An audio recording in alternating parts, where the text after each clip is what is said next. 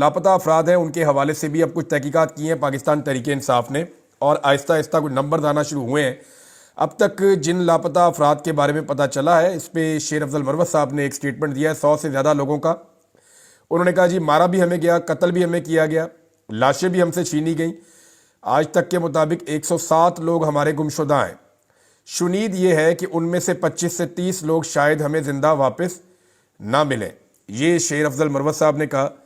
اور دیکھیں یہ اور بھی بہت سارے لوگ کہہ رہے ہیں کہ کچھ لاشیں غائب ہیں۔ اب ان کی تعداد کے بارے میں کچھ کہنا قبل از وقت ہے، لیکن جو لوگ لاپتہ ہیں اگر تو وہ سارے مل جائیں، اللہ کرے وہ سارے مل جائیں، اگر وہ سارے مل جائیں تو حالات کچھ اور ہوں گے۔ اگر وہ لوگ نہیں ملیں گے تو پھر ان کو کہاں تلاش کیا جائے گا؟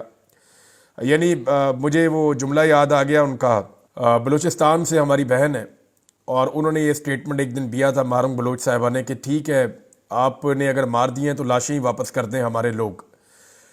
تو یہ تو اس طرح کی صورتحال پاکستان تحریک انصاف کے ساتھ بن گئی ہے۔ اسلام آباد ڈی چوک کے اندر اس طرح کا واقعہ ہو گیا۔ وہ کہہ رہے ہیں جی 107 بندے ہمارے لاپتہ ہیں، 25 سے 30 لوگ شاید ہمیں واپس نہ ملے، لیکن ابھی شاید والی بات ہے، امید قائم رکھنی چاہیے، اللہ کرے کہ وہ سارے لوگ واپس آ جائیں۔ پاکستان تحریک انصاف نے ابھی تک یہ ایکٹیویٹی تو شروع کی ہے۔ مجھے ایسا لگتا ہے کہ تحریک انصاف شاید اس لیے لیٹ ہو رہی ہے کہ وہ یہ ایکسپیکٹ نہیں کر رہے تھے جو ان کے ساتھ ہوا ہے۔ عمران خان صاحب کے بارے میں ان کی بہن نے کہا کہ وہ بھی شوق میں ہے، یعنی انہیں بڑا دھچکا لگا ہے کہ یہ کیا ہو گیا، یہ کیسے ہو سکتا ہے، ایک صدمے میں چلا جاتا ہے آدمی۔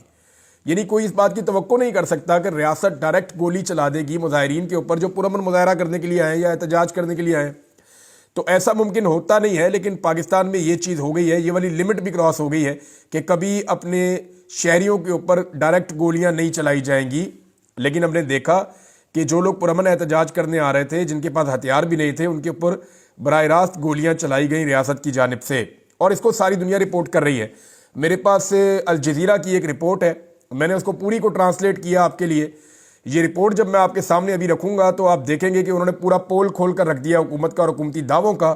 اور الجزیرہ جو ہے وہ بین الاقوامی ایک ادارہ ہے، یہ اسرائیل سے بھی آپ کو پتہ ہے نہیں دبا، امریکہ سے بھی نہیں دبا، اور الجزیرہ کھل کے اپنی رپورٹنگ کرتا ہے۔ اور الجزیرہ نے جس طرح سے اس سارے معاملے کا پول کھولا ہے وہ ابھی میں آپ کے سامنے رکھ دیتا ہوں۔ لیکن پاکستان تحریک انصاف ابھی چند چیزوں میں پیچھے ہے۔ یعنی تحریک انصاف نے ابھی تک مقدمہ درج نہیں کروایا، اس کے لیے ان کی درخواست ابھی تک سامنے نہیں آئی۔ یہ مجھے پتا ہے کہ اس کے اوپر کام شروع ہو گیا ہے، لیکن ابھی تک پاکستان تحریک انصاف ڈیلے میں ہے۔ 9واں دن شروع ہو گیا ہے 26 نومبر کے سانے کو، لیکن ابھی تک تحریک انصاف نے باقاعدہ اپنی FIR کی درخواست سامنے نہیں لائی، نہ انہوں نے جمع کروائی ہے، نہ ہی CCTV فوٹیج کے حوالے سے انہوں نے کوئی کارروائی کی ہے۔ اور مجھے لگتا ہے کہ FIR کے اندر وہ اس کو لکھیں گے کہ CCTV فوٹیج کو بھی محفوظ بنایا جائے، اور یہی آرڈرز وہ پھر عدالت کے پاس لے کر بھی جائیں گے، کیونکہ FIR تو درج ہونی نہیں ہے۔ اور FIR کیوں درج نہیں ہونی، یہ ساری کہانی ہمیں سنائی ہے الجزیرہ کی سٹوری نے۔ اچھا، اب اس میں جو ہے الجزیرہ کی سٹوری شروع کیسے ہوتی ہے، میں اسی طرح آپ کو ایز اٹ از بتا دیتا ہوں۔ انہوں نے کہا جی اسلام آباد پاکستان سے یہ رپورٹ کر رہا ہے الجزیرہ، انیس شہزاد، ان کے ڈیتھ سرٹیفکیٹ میں کہا گیا ہے کہ ان کی موت یہ کولے کے اوپر بیک سائڈ سے گولی لگنے سے ہوئی ہے۔ وہ 26 نومبر کو دارالحکومت اسلام آباد میں سابق وزیر اعظم عمران خان کے ہزاروں حامیوں کے ساتھ احتجاج کرتے ہوئے مارے گئے تھے۔ سیکورٹی فورسز کے ساتھ جھڑپوں کے بعد عمران خان کی پارٹی پاکستان تحریک انصاف کا یہ کہنا ہے کہ وہ اس دن پولیس کی فائرنگ میں شہید ہونے والے 1 درجن شہریوں میں سے ایک تھے، یعنی تحریک انصاف کا یہ دعویٰ انہوں نے بتایا۔ تاہم حکومت کے مطابق مظاہرین میں سے کوئی بھی ہلاک نہیں ہوا، حتیٰ کہ 20 سالہ شہزاد بھی وہاں پہ ہلاک نہیں ہوا، یہ حکومت کا دعویٰ ہے۔ پاکستان تحریک انصاف کے ارکان کی جانب سے اسلام آباد کا محاصرہ کرنے کے بعد قانون نافذ کرنے والے اداروں کی جانب سے رات گئے آپریشن میں منتشر ہونے کے 1 ہفتے بعد حکومت اور پاکستان تحریک انصاف سوشل میڈیا کے اوپر جو ہے وہ اسی بات کے اوپر ایک تناؤ کا شکار ہے کہ ہلاکتوں کی تعداد کتنی تھی، پاکستان تحریک انصاف کی جانب سے مختلف دعوے اور پھر حکومت کی جانب سے، جبکہ کچھ PTI رہنماؤں نے ابتدائی طور پہ کہا کہ سینکڑوں حامی ہمارے مارے گئے ہیں۔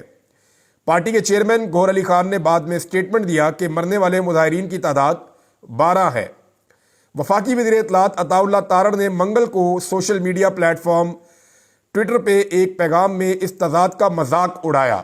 الجزیرہ بھی لکھ رہا ہے کہ انہوں نے مذاق اڑایا کہ یہ لاشیں صرف ٹک ٹاک پہ، فیس بک پہ اور واٹس ایپ پر ملیں گی، وہ قوم کے ساتھ مذاق اور جھوٹ کی سیاست کھیل رہے ہیں۔ تارڑ نے اردو میں اپنے اس پیغام کو لکھا تھا۔ اس سے قبل 28 نومبر کو غیر ملکی میڈیا سے بات چیت کے دوران عطا تارڑ نے کہا تھا کہ احتجاج کے دوران کوئی ہلاکت نہیں ہوئی ہے۔ انہوں نے اسلام آباد کے 2 سرکاری اسپتالوں پمز اور پولی کلینک کے بیانات کا حوالہ دیا تھا، جس میں وفاقی وزیر نے کہا کہ انہیں کوئی لاش نہیں ملی۔ انہوں نے الجزیرہ کے ایک سوال کے جواب میں کہا تھا کہ محکمہ صحت نے اس کی تصدیق کرنے والے 2 الگ الگ بیانات جاری کر دیے ہیں کہ جناب کوئی لاش نہیں ہے، کوئی زخمی نہیں ہے۔ الجزیرہ نے سیکیورٹی فورسز کے ساتھ جھڑپوں میں مارے گئے شہزاد سمیت پی ٹی آئی کے 4 حامیوں کے اہل خانہ سے بات کی ہے، یعنی 4 بندوں تک وہ پہنچے ہیں 12 میں سے، اور وزیر داخلہ محسن نقوی، عطا تارڑ، وزیر اعظم شہباز شریف کے سیاسی مشیر رانا ثناء اللہ سے بھی رابطہ کیا گیا اور دعووں اور جوابی دعووں پہ پوچھا گیا جناب آپ بتائیں، جواب دیں۔ تاہم انتظامیہ میں سے کسی نے بھی الجزیرہ کو جواب نہیں دیا، نہ اسرائیل الجزیرہ کو جواب دیتا ہے، نہ یہ حکومت الجزیرہ کو ظالم جواب دیتا ہی نہیں ہے۔ پی ٹی آئی نے اب ان 12 حامیوں کے نام جاری کر دیے ہیں جو ان کے بقول 24 سے 26 نومبر کے درمیان مارے گئے تھے، جن میں کم از کم 10 مبینہ طور پر گولیوں سے زخمی ہوئے تھے۔ ان میں صوبہ پنجاب کے ایک چھوٹے سے شہر کوٹلی ستیاں سے تعلق رکھنے والا شہزاد بھی تھا، اور یہ لوگ ابھی تک صدمے میں ہیں۔ یہ اب ان کی سٹوری آ رہی ہے۔ شہزاد کے کزن نفیس ستی نے نوجوان کو پی ٹی آئی کا ایک عقیدت مند سپورٹر بتایا، جس نے ریلی میں شامل ہونے پر اصرار کیا تھا۔ ستی نے الجزیرہ کو بتایا کہ ہم سب نے اسے روکنے کی کوشش کی لیکن وہ ڈٹے رہے، کیونکہ عمران خان ان کے سیاسی آئیڈیل ہیں، اور اس کے مطالبہ کیا تھا عمران خان نے احتجاج کا۔ ستی نے الجزیرہ کو بتایا کہ عمران خان کی اہلیہ بشرا بی بی کی سربراہی میں مظاہرین فروری کے انتخابی نتائج کو تبدیل کرنے، عمران خان سمیت سیاسی قیدیوں کی رہائی اور اعلیٰ عدالتی تقرریوں کی حکومت کی نگرانی کی اجازت دینے والی آئینی ترمیم کو منسوخ کرنے کا مطالبہ کر رہے تھے۔ اب آپ شعور کا اندازہ کریں کہ الجزیرہ کو ایک شخص بتا رہا ہے کہ جناب یہ مطالبات تھے عمران خان صاحب کے، جس کی وجہ سے ہمارا کزن شہزاد جو ہے وہ اس احتجاج کے اندر گیا تھا۔ 26 نومبر کی سپہر پی ٹی آئی کے سینکڑوں حامی اسلام آباد کی سرکاری عمارتوں کے قریب احتجاج کا مرکزی مقام ڈی چوک پہنچنے میں کامیاب ہوئے، جہاں انہوں نے پولیس کے کھوکے کو آگ لگا دی۔ یہ پولیس کے بقول ہے یہاں پہ، خان کے حق میں نعرے لگائے اور پارٹی کے جھنڈے لہرائے۔ شہزاد ان میں سے ایک تھا۔ مظاہرین کا جلد ہی نیم فوجی دستوں سے آنسو گیس اور ربڑ کی گولیوں کے ساتھ سامنا ہوا۔ انہوں نے مبینہ طور پر براہ راست گولیاں بھی چلائیں، حالانکہ حکومت اس کی تردید کرتی ہے۔ شہزاد کے اعلیٰ خانہ کو شام 4 بجے کے قریب پولی کلینک سے کال موصول ہوئی، جس میں بتایا گیا کہ وہ شدید زخمی ہے۔ ان کے پہنچنے تک انیس زخموں کی تاب نہ لاتے ہوئے دم توڑ چکا تھا۔ ستی نے کہا کہ 1 ہفتہ ہو گیا، لیکن اس کی ماں اور سب سے چھوٹا بھائی جو ہے وہ ابھی تک صدمے میں ہے۔ اس کا بھائی اب بار بار بے ہوش ہوتا رہتا ہے۔ ہمارا پورا خاندان تباہ ہو چکا ہے۔